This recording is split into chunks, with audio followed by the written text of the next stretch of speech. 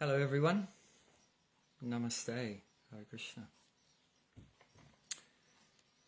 So we'll get right into it.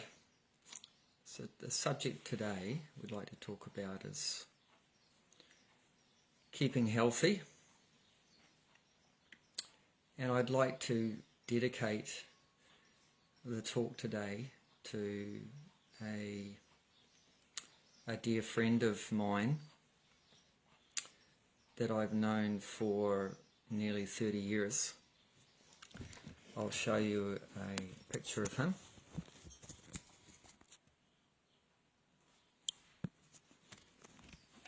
Here he is. His name is Prana, and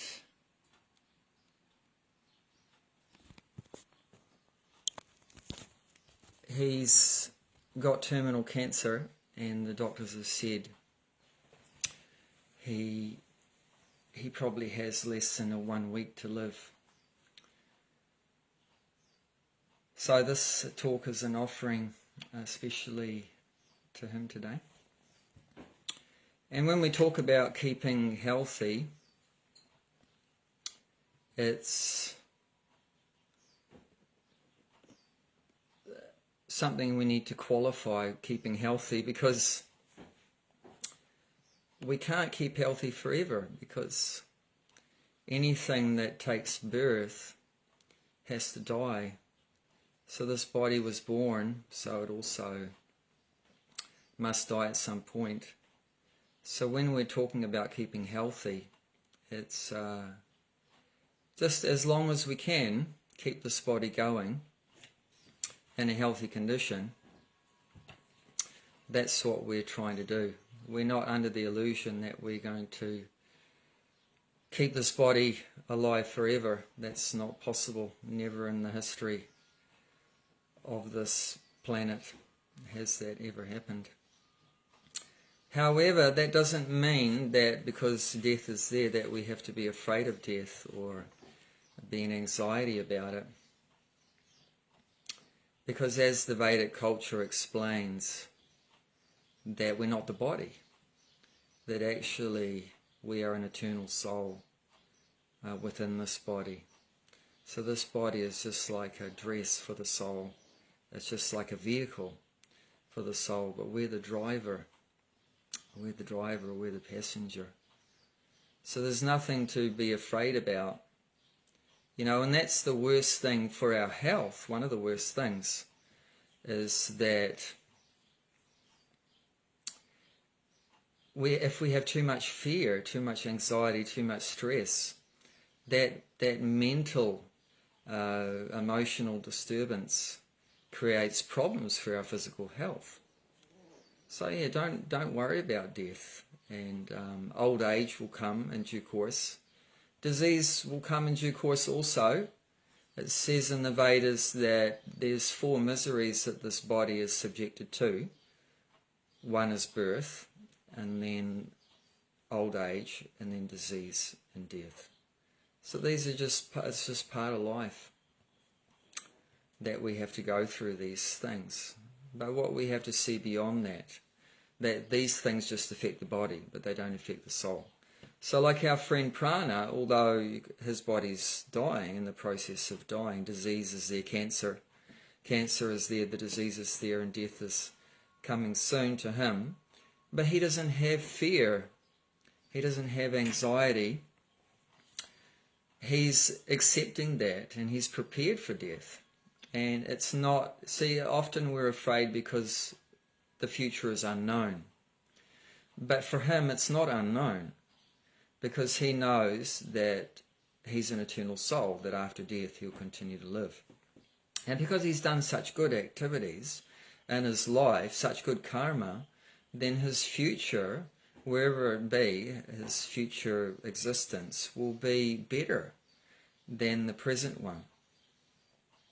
Just like when some clothes get old and worn out, then you get some new ones. So reincarnation is like that. When this body is too old, doesn't work anymore, then you get a new one like that. So it's not something to lament about. So I just like to, qualify the statement keeping healthy. It's important because we're not promoting that you can live forever in this body. No, but we just try our best to keep the machine working, just like if you have a car, right? It gets you from A to B. It's very useful. So, you maintain it. So it makes sense, although we're not the body, but it is very useful as a vehicle. So we want to look after it, put the right things in it like that, keep it clean and so forth. Okay, so some of the things that we may say may be conflicting with your current worldview, but please just see if you can put aside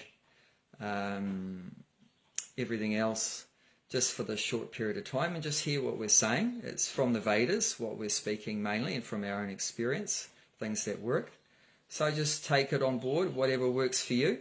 No problem if you don't agree with everything that we say, but just try to hear. So in the dictionary, some definitions of health, because that's what we're talking about. What is health? So one definition, it says state of complete physical, mental and social well-being. Another one is a state of normal function that could be disrupted from time to time by disease. So this is what we're trying to achieve. Just a sense of well-being, physical, mental and so forth, and just try to avoid the disease taking over the body. And as I mentioned in the last talk we gave on self-sufficiency, that I personally feel the number one crisis in the world today is in health. It's just shocking. It's terrible. People's health. We have to do something about it.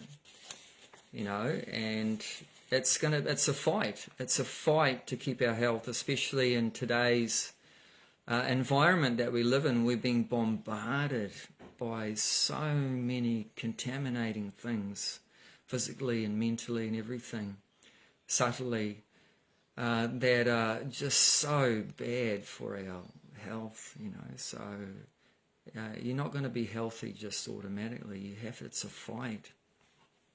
So we need, as you do if you go to war, you need to arm yourself, be armed and ready. So also we need to arm ourselves with certain tools and things that can help us to stay healthy. So we're going to talk today about what some of these things can be that we can use to like armor, like an armor to protect ourselves from these bombardments we have against us.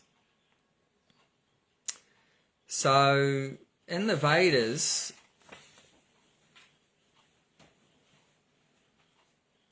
the name for our self, our being, is called Atma, A-T-M-A. And Atma doesn't just mean the body. So we're not just the body. Atma means four things. Atma means the body, but it also can mean the mind. And it can mean intelligence, and it can mean the soul. So these are four different aspects of our being. We have a body, and we have a mind, and we have intelligence, and we are a soul, an eternal spiritual being. So when we look at health, we don't just want to look at the body, because you're not being holistic. That's only part of the picture. The full picture is to understand all four and to give all those four aspects what they require. So of course the body, what does the body need? The body needs, we're going to talk mainly about the body, but so the body mainly needs proper diet and exercise and rest and these kind of things, right? But that's not what the mind needs. The mind needs to be kept under control. The mind needs to be kept under control. That's that's necessary. And that's the meaning of yoga. The real purpose of yoga is to control the mind. And there's many different ways to do that. And then you might say, well, why control the mind? Why do we have to control the mind? Because if you don't, then you're going to suffer. You're going to suffer. Just like one analogy to help us understand our situation in the Vedas is given as a chariot pulled by 5 horses. And the 5 horses represent the 5 senses: the eyes, the nose, the tongue, the ears, and the touch. And what holds the horses is reins. You have reins. So the horses are compared to the senses, and the reins are compared to the mind. So the mind is meant, just like the reins are supposed to control the horses. Otherwise, the horses, if you don't, what's going to happen? The horses are going to go everywhere.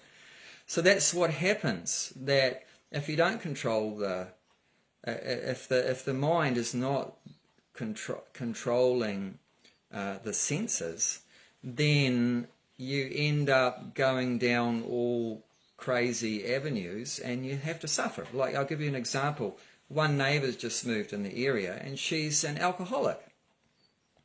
So she hasn't controlled her mind. And because she hasn't controlled the mind, and the senses are running out of control.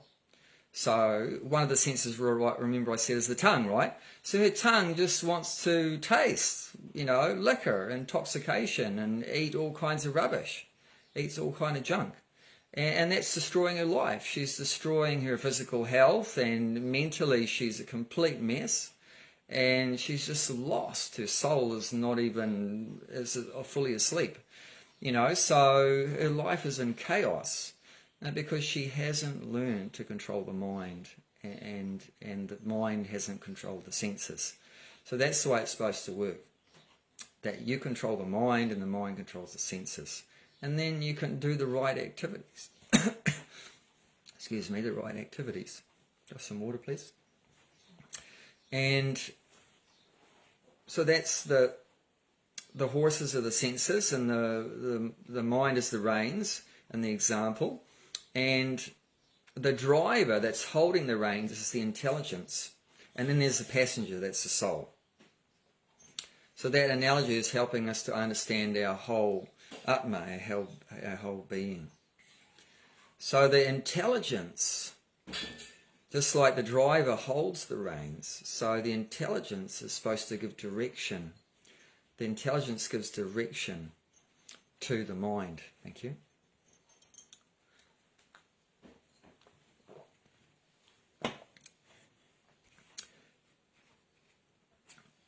So what's the most important out of all those 4 things? What's the most important? Is it the senses, the body, the most important, which is made up of senses?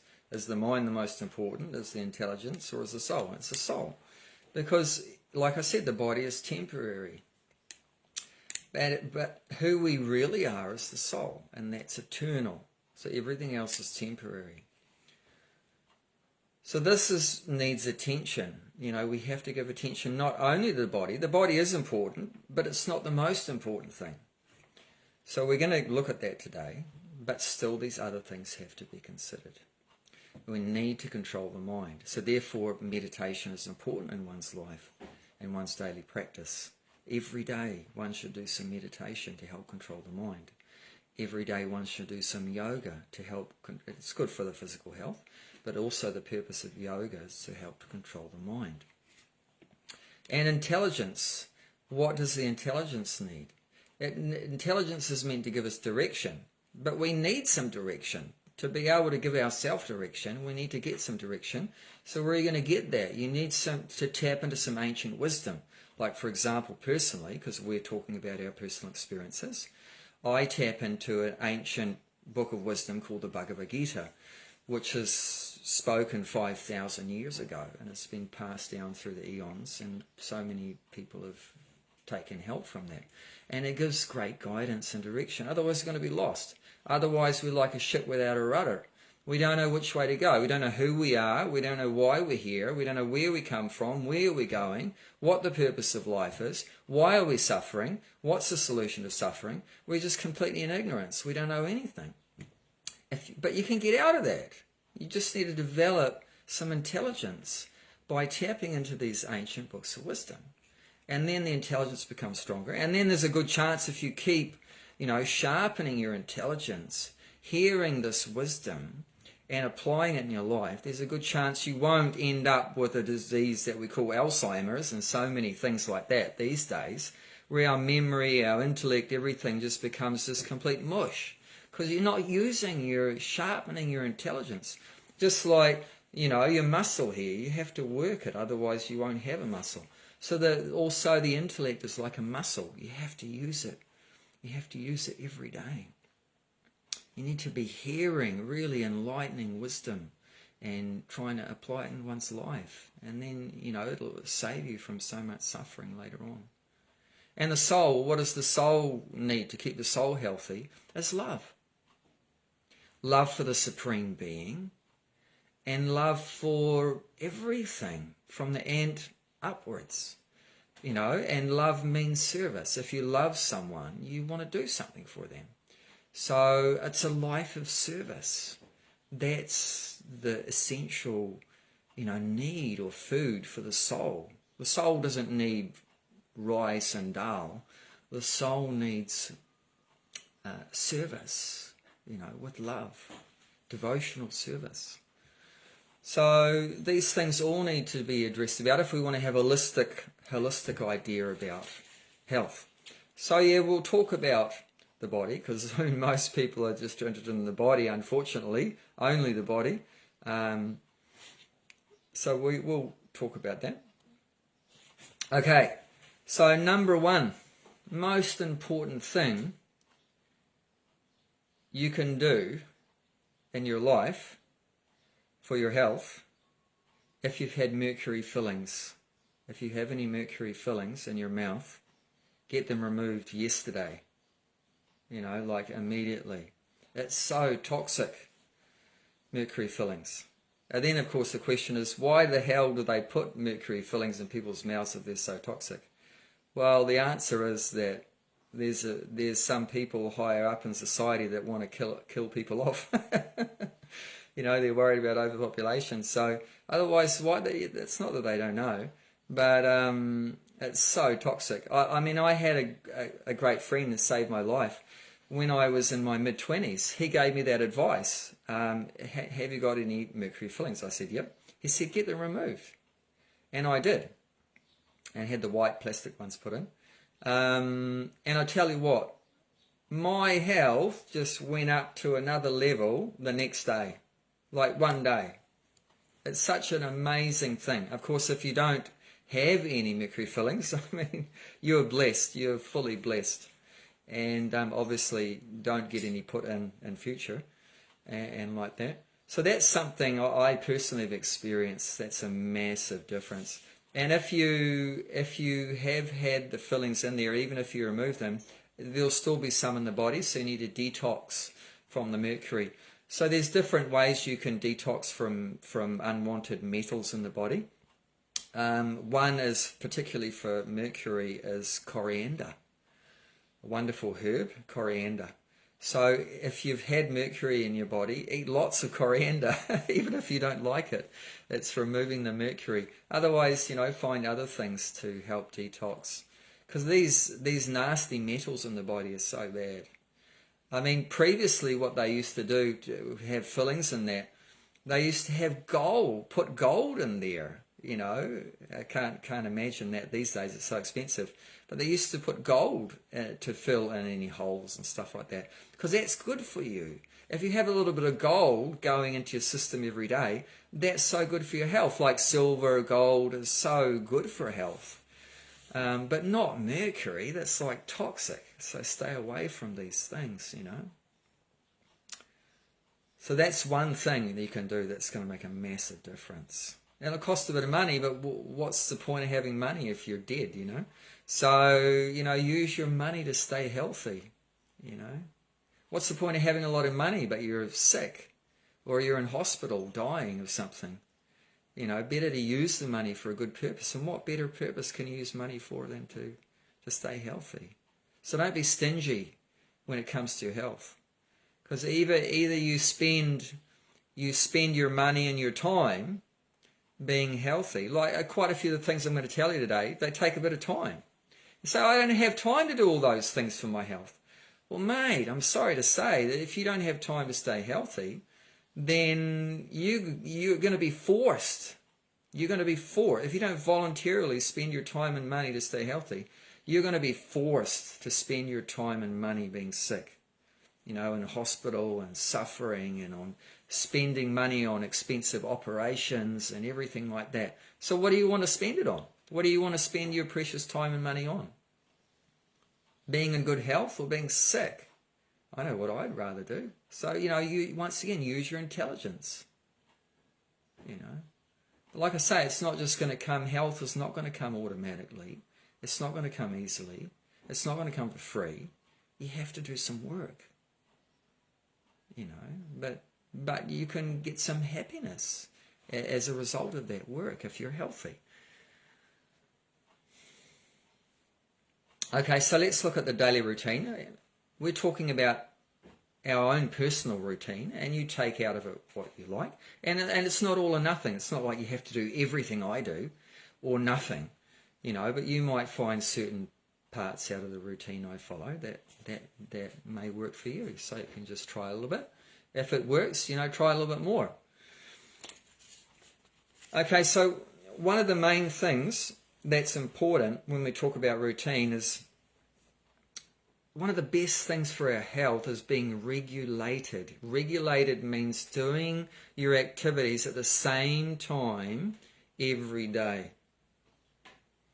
You get up at the same time. You eat at the same time. You go to work at the same time. You go to sleep at the same time. You get the idea. You could regulate like clockwork everything. Why do that? You're going to say, well, that sounds pretty boring if your whole life you're doing everything at the same time. But no. The idea is that it frees your mind from thinking about all those things. It's like, do you think about, oh, I'm going to brush my teeth? No, it's just automatic. Because why? Because you do it at the same time every day. When you get out of bed, you brush your teeth. So you don't even think about it anymore. That's the idea. Free your mind from thinking about all these bodily activities, which are actually pretty boring and, you know, just mechanical things that we do. Shove some food in there and go to put it to bed and brush your teeth and everything like that. It's not that fascinating to be thinking about that all the time.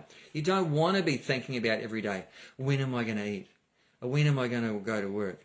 You know, when am I going to, you know, do this, do that? No, just make it all like clockwork.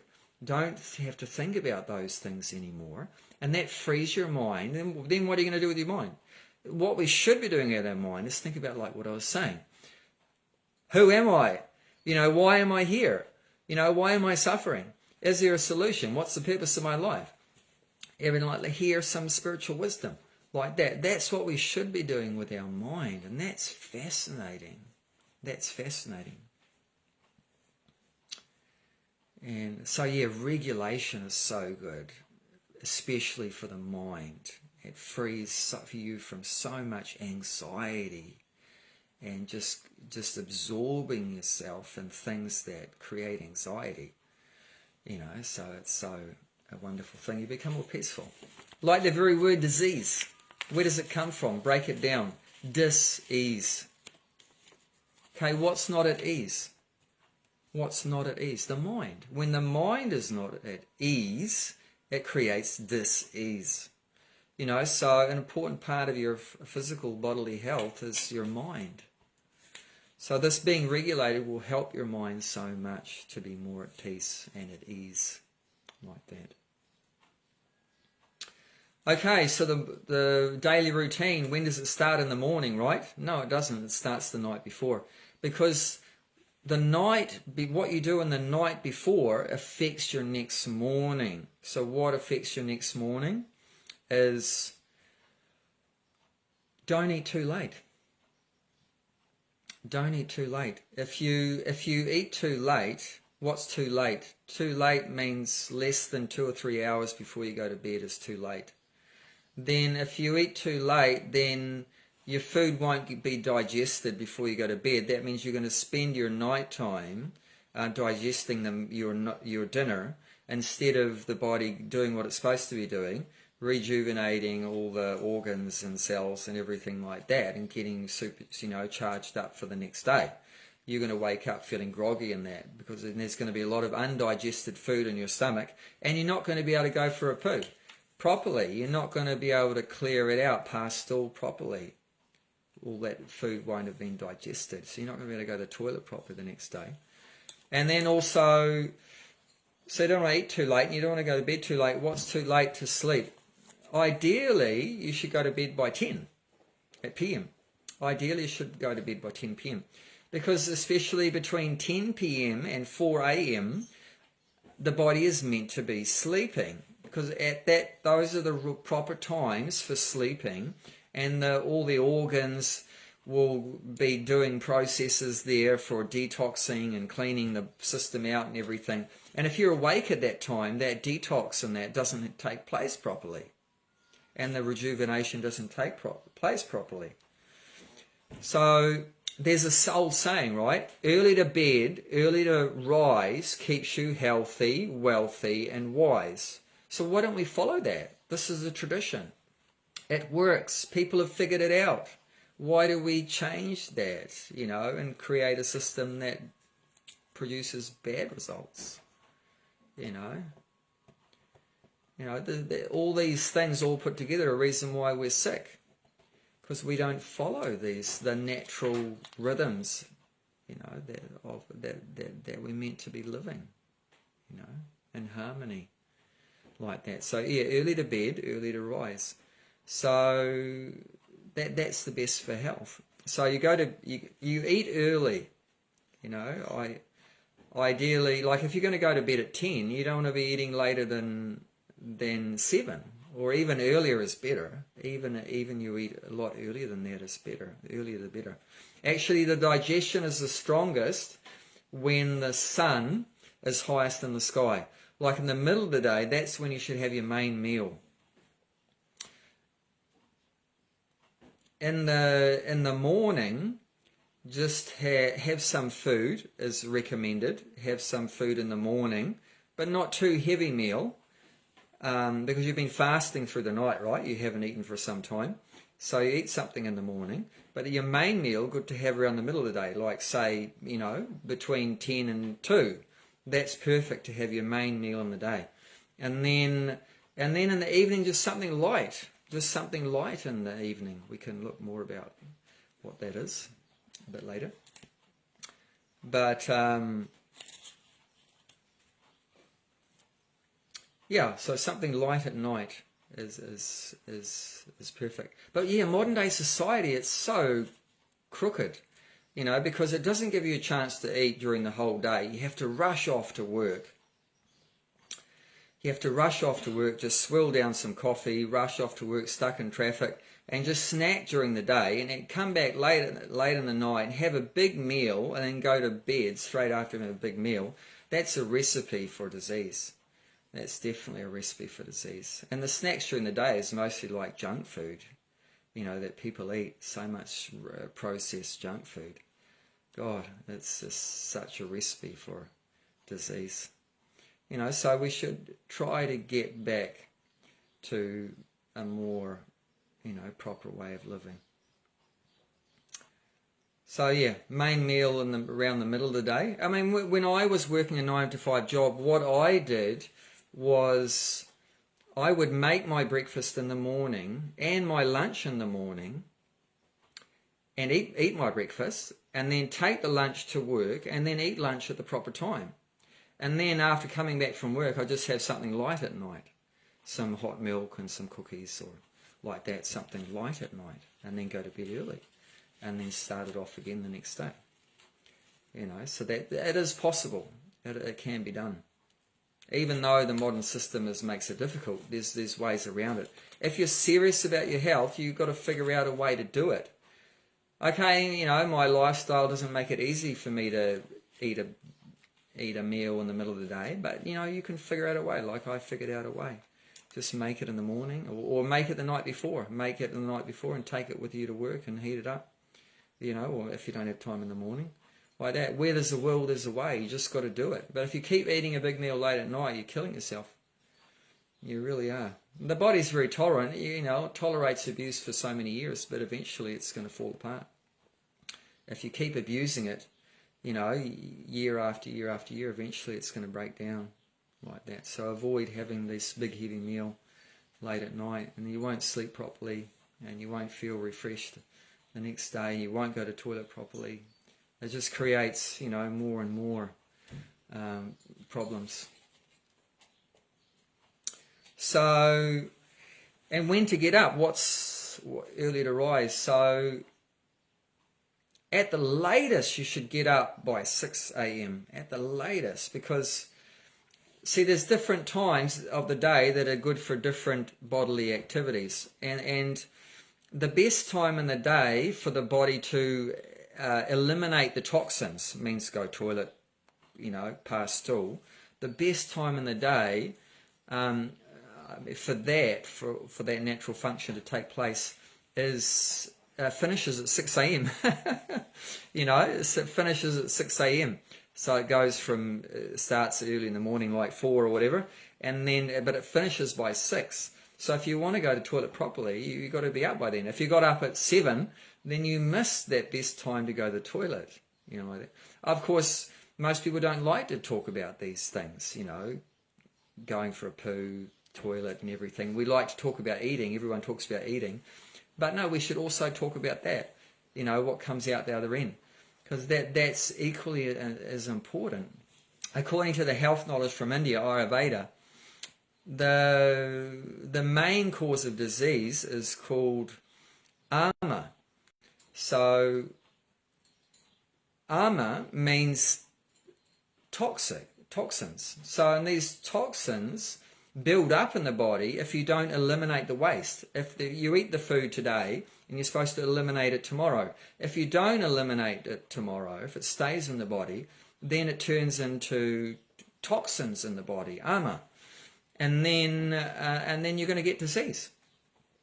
So that's equally as important to talk about and practice is this eliminating the waste. Not just we should talk about eating and get into eating.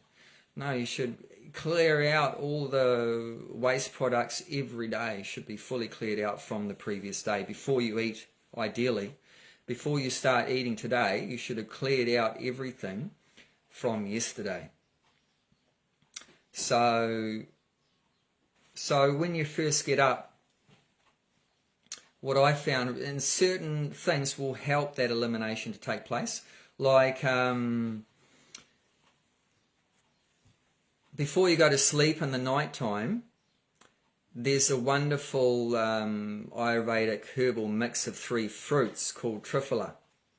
You can see that? Called triphala. And you take half a teaspoon to 1 teaspoon of that, pour boiling water on it and let it cool down. And then when it's cooled down, drink it. So before you go to bed, drink that. And that will help the body to get ready for in the morning clearing out the waste. And then, so then you wake up, hopefully before 6. And then what I found a really good yoga exercise to help the motions to take place is, you're going to do that? You can do that? Mm-hmm. So my wife Giant is going to show that yoga exercise. So as soon as I get out of bed, this is what I do.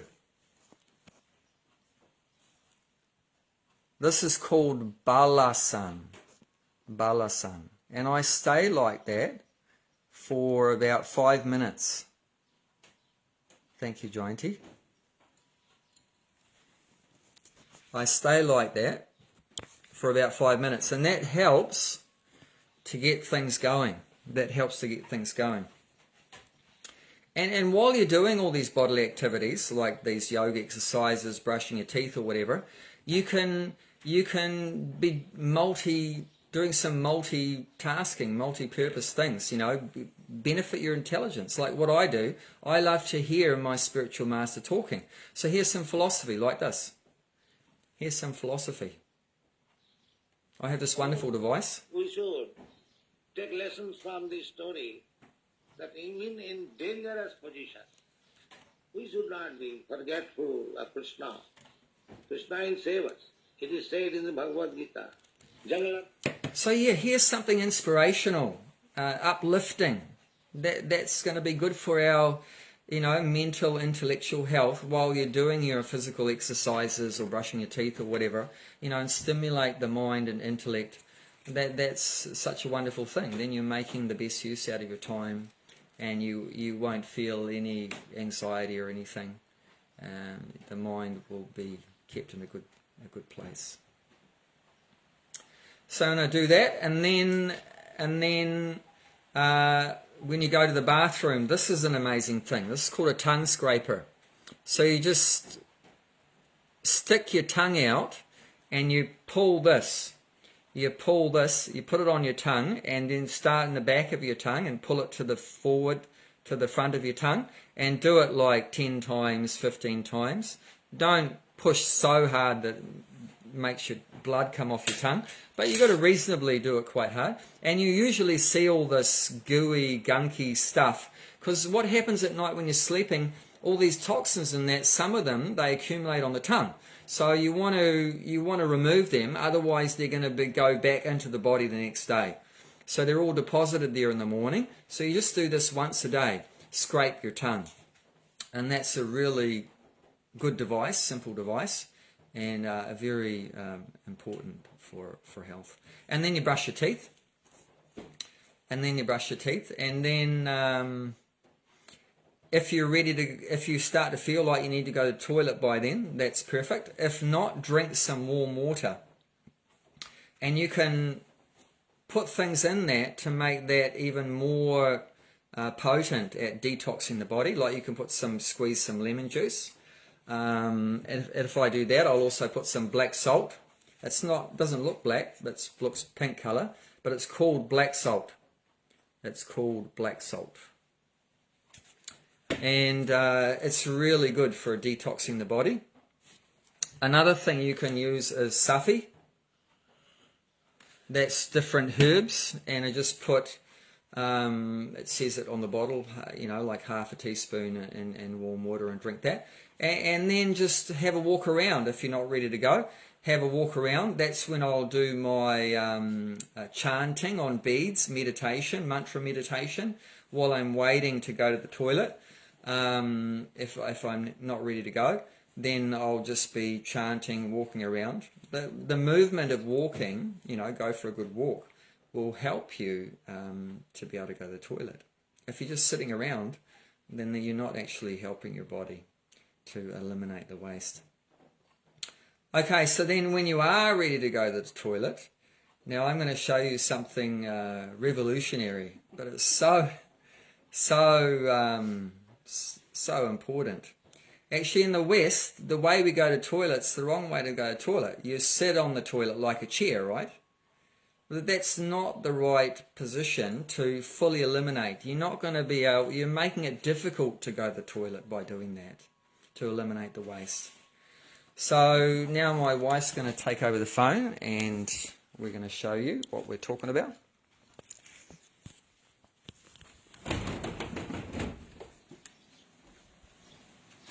So this is not normally here, but we just brought it close to show you. So this is something, if you're a builder, you can make it yourself, or you can buy. I bought this one as a kit set, and you can sit on it like normally, but that's not the best use of it. The best use of it is to get up on it and sit like this. This is the best position to eliminate all the waste products, and it's called malasan.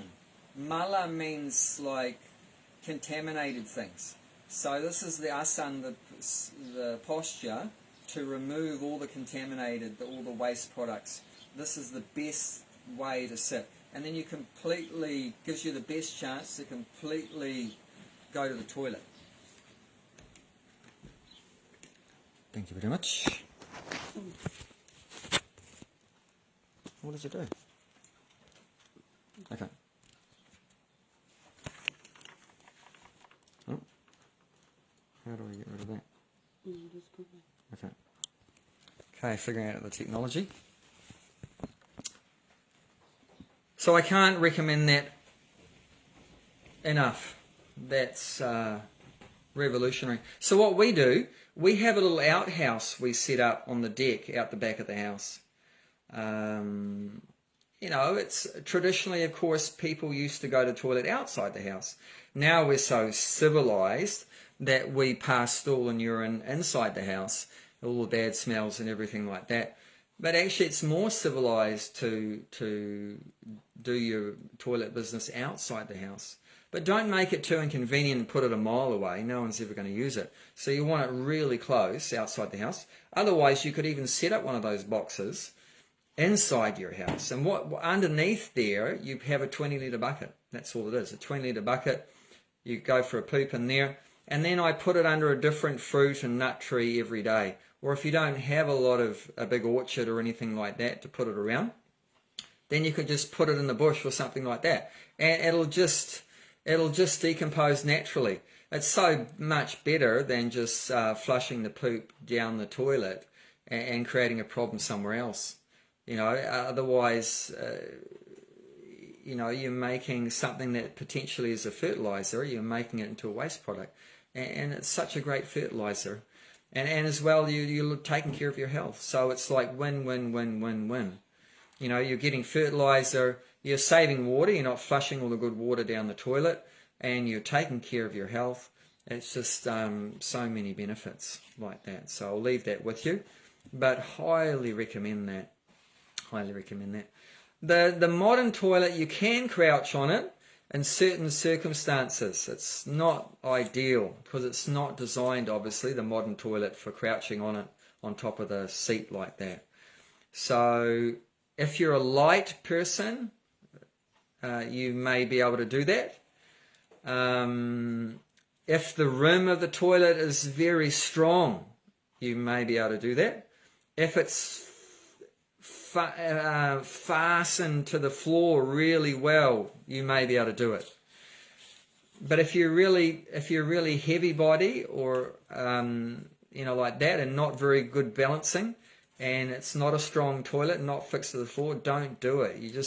I've seen Hare Krishnas do that before. Break toilets, cause them to fall over, hurt themselves, make a hell of a mess, everything. So this setup is much better, for just crouching on it, So I've talked quite a bit about that, but because it's important. It's so important. If you want to take care of your health, you've got to eliminate all the waste. So that's enough about that. And then, so after you go to the toilet, because a lot of toxins come out on your skin after you evacuate. So it's good to have a shower after you go to the toilet. That's ideal to remove those toxins that are there. And also after sleeping. After sleeping, a lot of rubbish comes out of your body and you feel really groggy and ignorant, right? So the best way to snap out of that and clean the body is to have a shower. So of course you may use the regular warm water and everything, but ideally you should finish your shower with cold water. And the cold water will close up all the skin pores and keep the heat in your body. If you just have a hot shower only, all the heat will leave your body. And it also will really wake you up, if you finish with cold. So that's something very good to do also.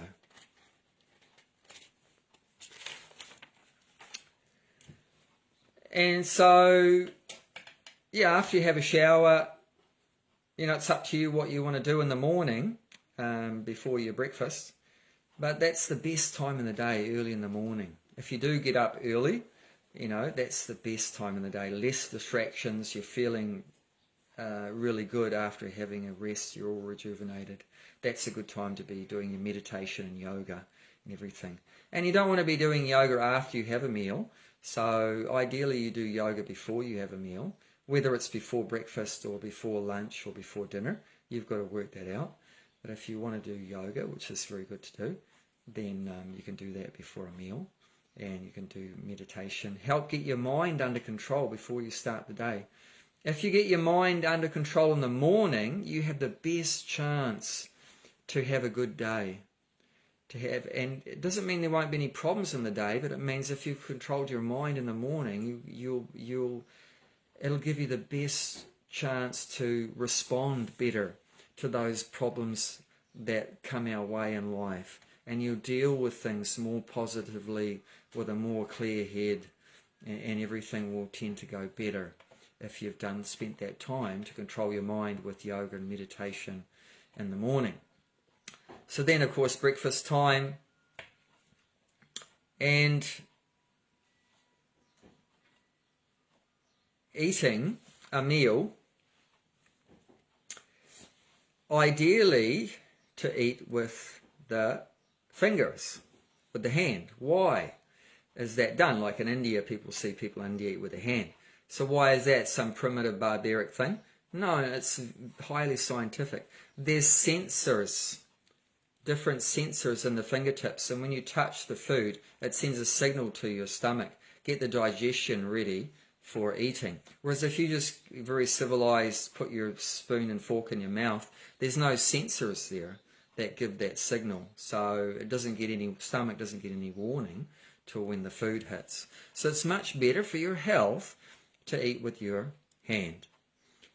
Traditionally they would eat with their right hand, because with their left hand, after going to the toilet, they would clean their backside with their left hand. So that's why they would usually eat with the right and clean the backside with the left hand. Because that's also more advanced, is that after going to the toilet, you clean the backside with water. And that's going to be a lot cleaner than rubbing paper on it. If you have some mud on your hand and you just rub it with paper, is that cleaning the mud? No, it's not. Just spreading it around. So using toilet paper is not very clean at all. Water is so much better. And save the trees getting cut down, right? So yeah, eat with the right hand. That's very good. That works the best, obviously. You should wash your hand before you eat and wash your hand after you eat. And then that works very good. And also the eating posture. Is eating sitting at a chair the best posture for eating? No, it's not good for digestion. You're sitting on the chair. There's some movement there, and any movement upsets the digestive process. So where can you go where there's not any movement? Well, generally the earth is the best place, and we'll just see Jayanti can show us. Generally on the earth, on the ground, there's no movement there unless there's an earthquake. So that's going to be the best for the stomach, is to sit cross-legged. This is called Sukhasana. Sukhasana, this cross-legged posture. And this low table, this is really cool, because you can put your plate of food on there.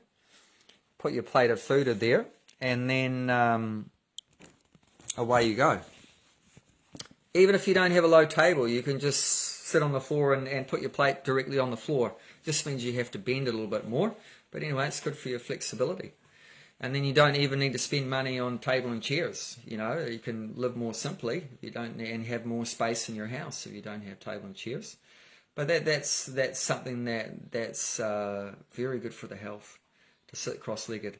Often I will sit at the table on a chair, but I'll sit cross-legged on the chair, so I haven't got my feet on the floor. Like even now, when I'm talking to you, I'm sitting cross-legged. And that keeps the back straight too, when you're sitting with this cross-legged posture. For that to work, you don't want to have sides on your chair. If the chair has sides, you can't sit cross-legged. So our chairs don't have sides, so then you can even sit at the table, but cross-legged at the table, and then that's a much better position. And when you're eating,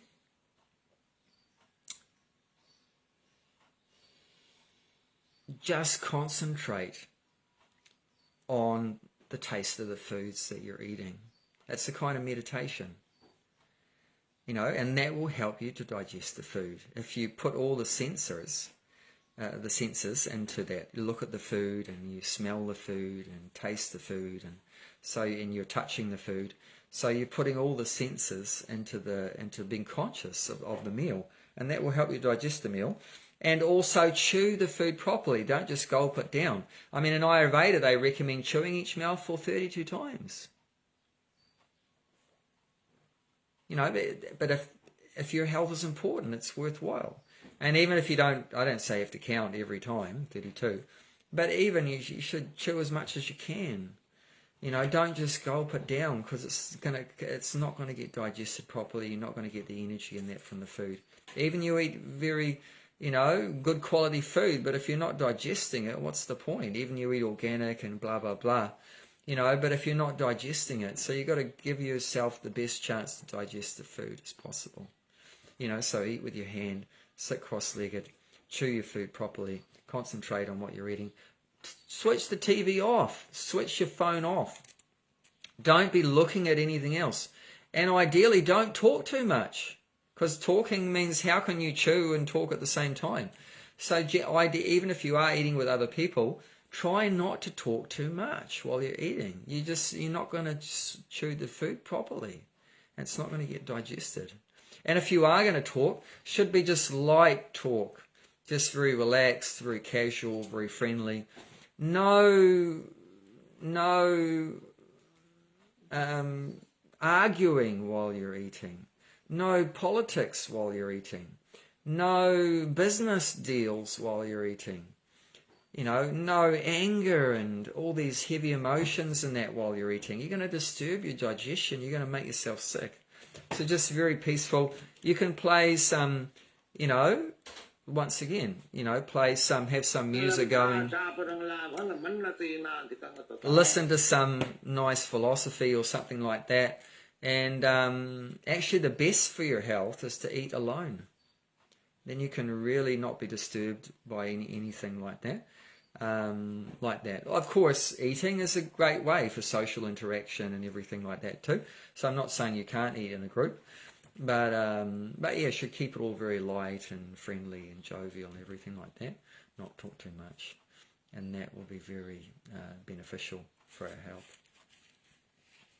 And also be careful about, we're running out of time unfortunately, be careful about the foods you are combining together. Some foods are not very compatible.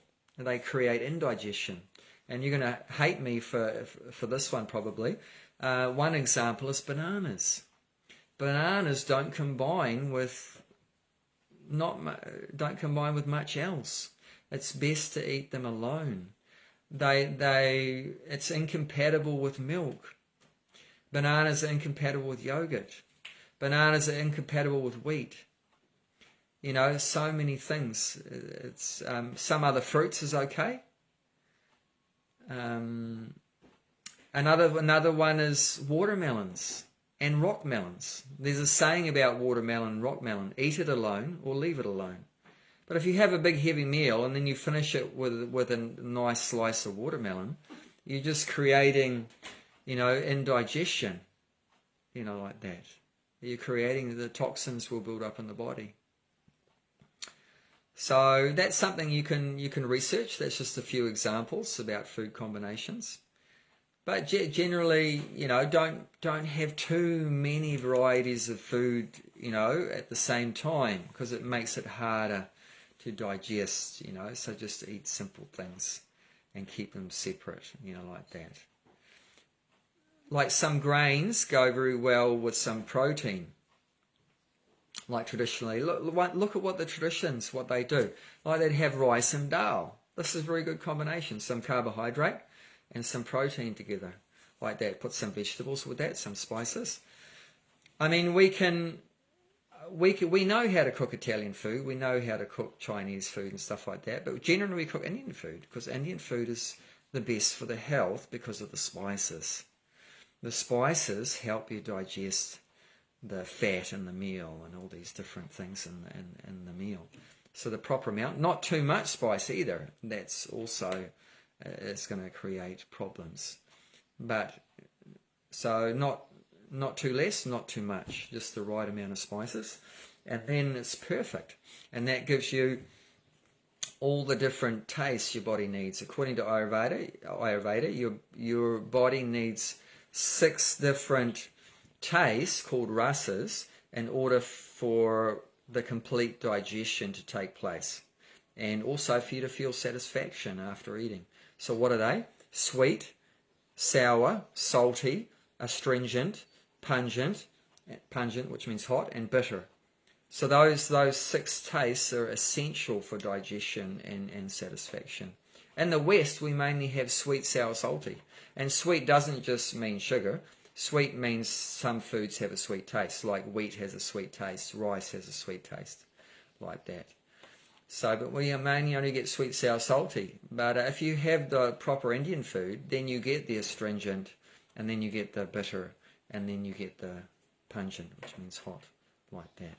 And then you'll feel so satisfied after you eat that food, and then you'll digest it properly. Yeah, so that's very good. And ideally a vegetarian diet. That's the best for health, because just scientifically speaking, logically speaking, that the human body is designed to eat vegetarian food. You know, our teeth, right? Do we have the canines of a dog, a cat, a tiger? No. We have mainly molars, you know, flat teeth to crush grains and fruit and so forth like that. Do we have sharp claws to rip flesh? No, we don't. We have the hands that can pick a fruit out of the tree and peel a banana and so forth and do all those kind of things.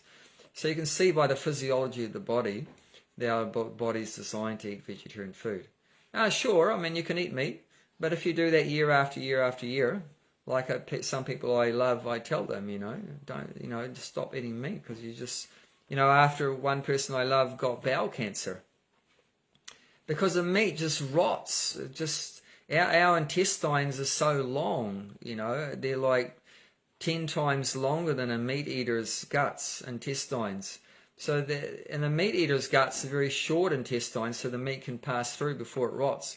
But if you put that meat into our long intestines, it rots before it comes out the other end, and then you end up with bowel cancer.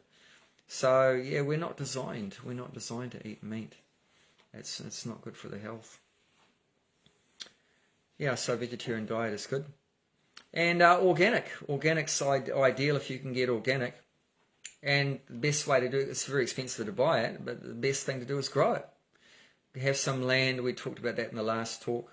Have some land, grow food organically, then you can get fresh organic food. Is so good for the health. And but even if you can't grow everything, try to get it organic if you can, especially even if you can't get other things organically. But especially, there's a couple things that are really good to get organically. One is wheat, and the other is peanuts. Have you ever wondered why so many people are gluten intolerant and peanut allergic to peanuts? And a lot of research has shown that's because there's so much herbicide, Roundup, glyphosate, is used in those two particular things. And no wonder why there's so many allergies and intolerances to those things. They are spraying wheat from beginning to end. And with the peanuts, it's a bit different. Like they grow cotton crop in India, and cotton doesn't like growing in soils that has a lot of Roundup in it. So they got to remove that from the soil. How the hell are you going to remove the Roundup from the soil? Oh, I know. Peanuts have this amazing ability to suck up herbicides, chemicals. So what they'll do is after planting cotton, they'll plant a crop of peanuts, and then plant cotton, and then peanuts, and then cotton, and then peanuts. And then, what are we going to do with all these peanuts? We've got so many peanuts. I know what we'll do. We'll sell them to you, stupid guys. So that's the thing. They're poisoning us. Like that, just to make money. Like that. So be aware. And And what about milk? Yeah, milk is fantastic. According to the Vedic culture, milk is very good. Nourishes. There's special tissue in the human brain only that deal with spiritual realization. So that's the only species that can deal with spiritual realization in the human species. And that component in our brain that deals with spiritual realization is nourished only by cow's milk. Not by our mum's milk, not by goat's milk or any other milk, or almond milk or oat milk, but by cow's milk. So that's why in Vedic culture they especially protect the cows and look after the cows and worship the cows, and because the milk is so good for our spiritual development. But that milk, to get the best benefit out of the milk, should be drunk hot, not cold out of the fridge, and people get sinus and mucus and all this kind of problems. That's not the way you drink milk, is cold out of the fridge. You bring it to the boil, add some spices like turmeric, a little bit of black pepper, a bit of ginger if you like, cardamom, a bit of cinnamon, like that, and a bit of sugar or something to sweeten it. And then it'll taste very good, and you'll digest it very well, and it's good for your brain, and that'll help you to intellectually, develop and everything like that. But yeah, don't drink it cold. And just, we're pretty much run out of time. I'll just quickly say another few things. Watch out for the EMFs.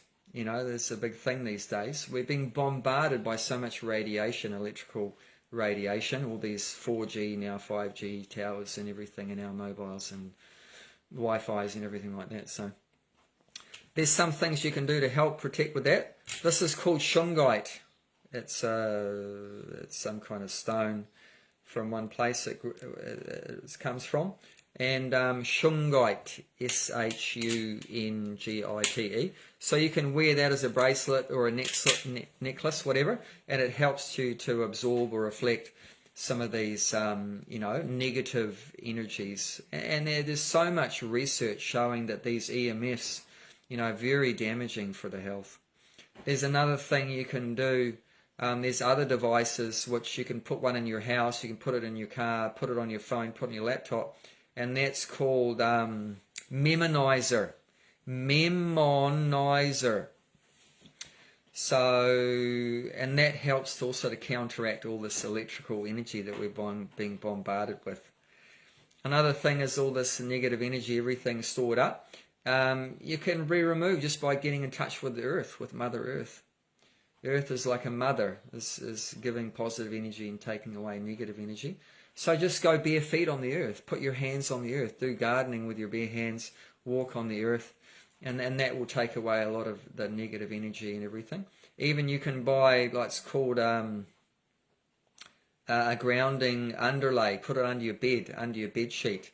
It's an underlay full of these silver wires. And you plug it in. You plug it into your wall, into the wall socket has there's an earth, point that connects it with the earth rod. Every house has an earthing rod in case there's lightning or whatever.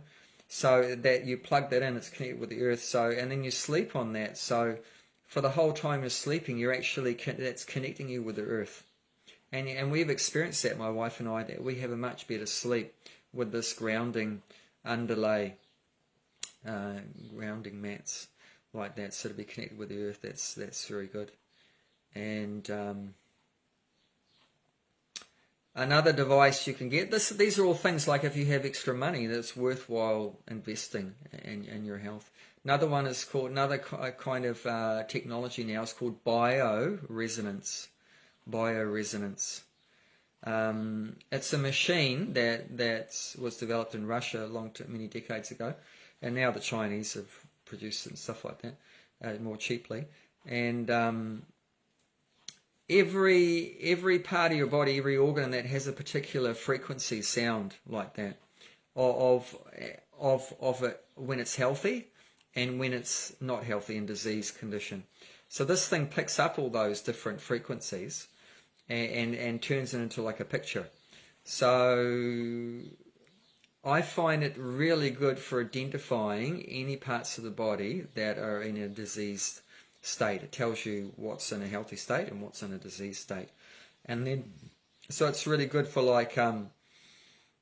diagnosing.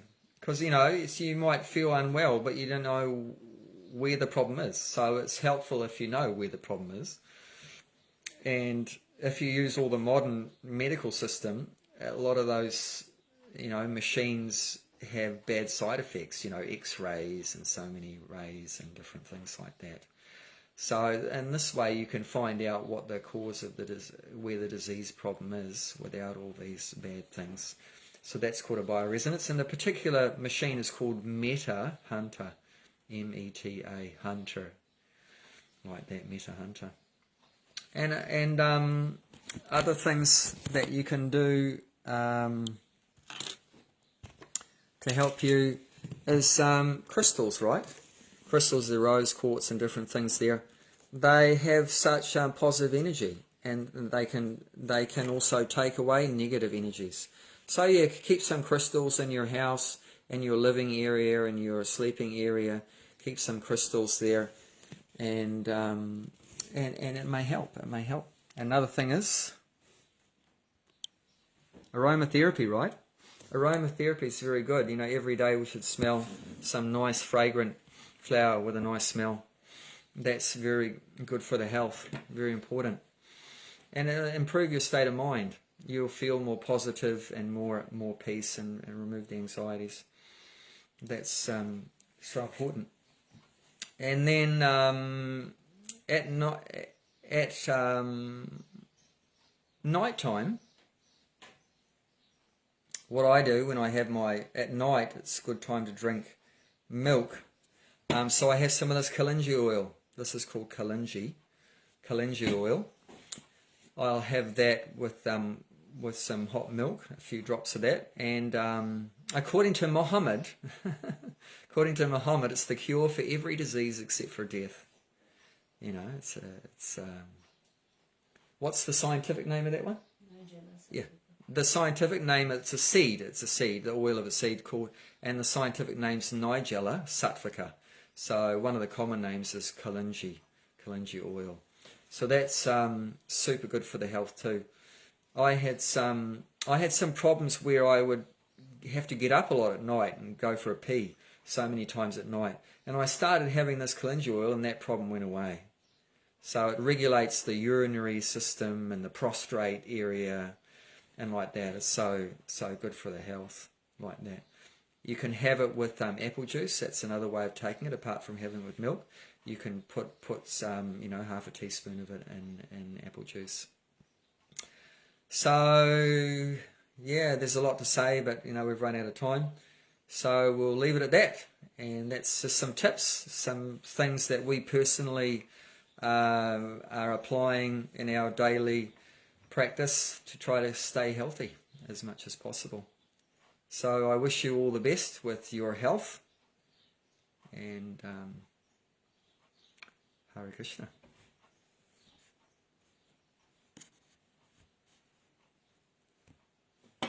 And if you have any questions or comments later on, feel free to get in touch with me.